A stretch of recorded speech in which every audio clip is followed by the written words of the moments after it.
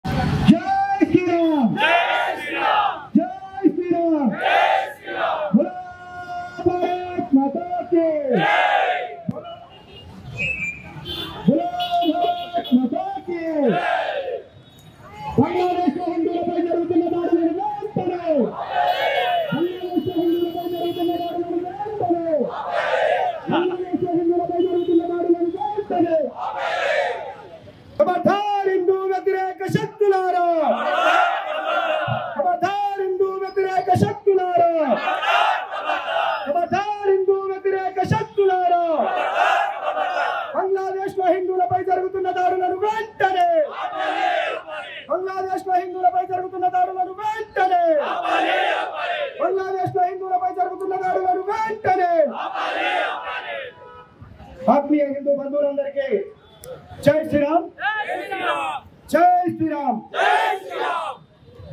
ఈరోజు మనం ఈ నిరసన చేయడానికి గల కారణం అందరికీ తెలుసు. మన నర్సంపేట ప్రాంతంలో హిందూ ధర్మ పరిరక్షణ సమితి పేరుతోటి ఈ యొక్క బంగ్లాదేశ్ హిందువులపై జరుగుతున్న దాడులకు నిరసనగా ఈ యొక్క నిరసన ర్యాలీ నిర్వహించడం జరిగింది.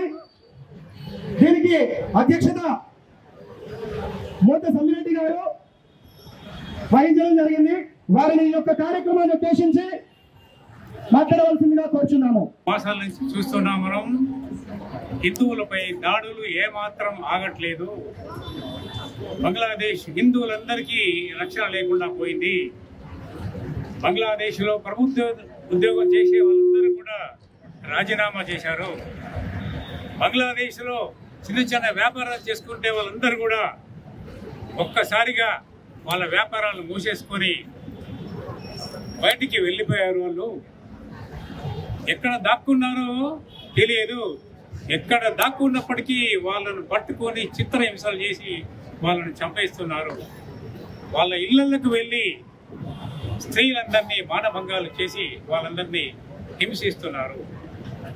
బంగ్లాదేశ్ పౌరులారా, బంగ్లాదేశీయులారా, ఒక 50 సంవత్సరాల క్రితం మీ గతి ఏంటి?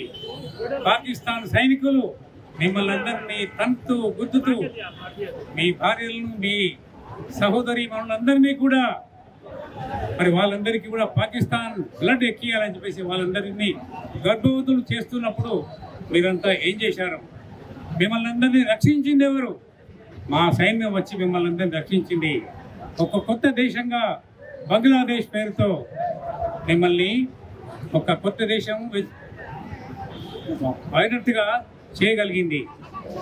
మీ దేశం ఇంత డెవలప్ అయిందంటే, మీ దేశంలో ఇన్ని ఎగుమతులు ఉన్నాయంటే, మీరందరూ కడుపు నిండా 3 పూటలు తింటున్నారంటే కారణం మేమే కదా.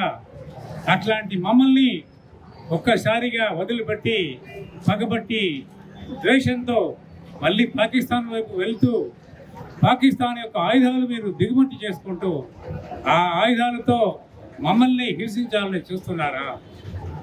ఒకప్పుడు 22% ఉన్నటువంటి హిందూ జనాభా బంగ్లాదేశ్లో ఉన్నప్పుడు క్రమక్రమంగా వాళ్ళందరినీ చంపేస్తూ హింసిస్తూ వాళ్ళు పారిపోయినట్టు చేస్తూ ఇప్పుడు కేవలం 7% మాత్రమే హిందువులు అక్కడ నివసిస్తున్న సమయంలో వాళ్ళందరినీ కూడా తన్ని వాళ్ళందరినీ హింసించి స్త్రీలను మానభంగాలు చేసి వాళ్ళ దేశం నుంచి బయటకు పోయేటట్టుగా చేస్తున్నారా బలవంతంగా?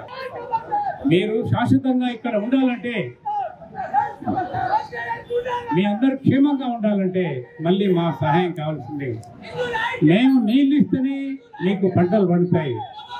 మేము ఆహార పదార్థాలను మీకు పంపితేనే మీరు 3 పూటల కడుపు నిండా తినగలుగుతారు.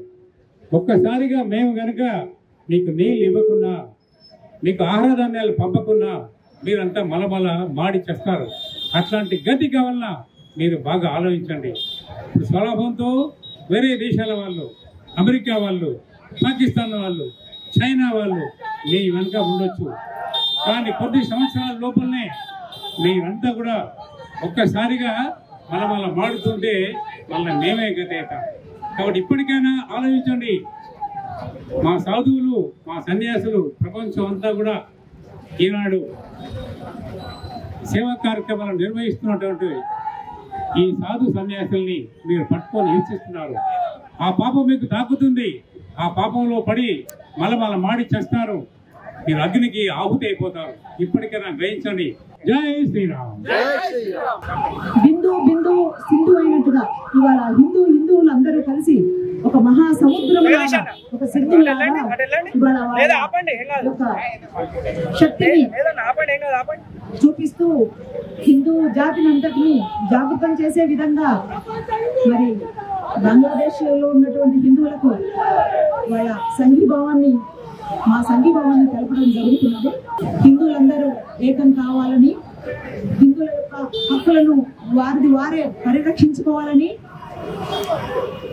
హిందువుల ఐక్యత వర్ధిల్లాలని, ముందర రాబోయేటువంటి పరిణామాలను దేన్నైనా కూడా ఎదుర్కోవడానికి సిద్ధంగా ప్రతి హిందువు ఉండాలని ఈ వేదిక మీదుగా నేను ప్రతి హిందూ సోదరులను సోదరిమణులను అందరినీ అభ్యర్థిస్తున్నాను. జై శ్రీరామ్, జై హింద్. జై శ్రీరామ్. బంగ్లాదేశ్ లో మనం చూస్తున్నాం, వార్తాపత్రికలలో న్యూస్లలో హిందువులను ఊచగలోకి వస్తున్నారు. అక్కడ ముస్లింస్ అక్కడ 7% ఉన్న హిందువులను బ్రతుకుదేవుడా అనే దేశం నుంచి పారిపోయేలా చేస్తున్నారు.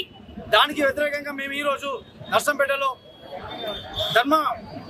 విశ్వ హిందూ పరిషత్, బజరంగ దళ్, బీజేవైఎం ఇలాంటి హిందూ ధర్మానికి వచ్చే పనిచేసే అన్ని సంస్థల ద్వారా ఒక ర్యాలీ నిర్వహించడం జరిగింది శాంతి కోసం. ఈ రోజులో ప్రతి ఒక్క హిందూ ఆలోచించాలి, మనపై దాడులు చేసినప్పుడు మనం ఎలా తిప్పికొట్టాలి, మన మనోధైర్యాన్ని పెంచుకోవాలి, అవసరమైతే యుద్ధం చేయాలి. ఇది మన మోటోగా మన హిందూ ధర్మాన్ని, హిందూ ఆస్తులను కాపాడడం కోసం ప్రతి ఒక్క హిందూ జాగృతం అయ్యి మన ఈ దాడులను ఖండించాలని చెప్పేసి ఈరోజు మేము ఒక ర్యాలీ నిర్వహించడం జరిగింది. జై శ్రీరామ్.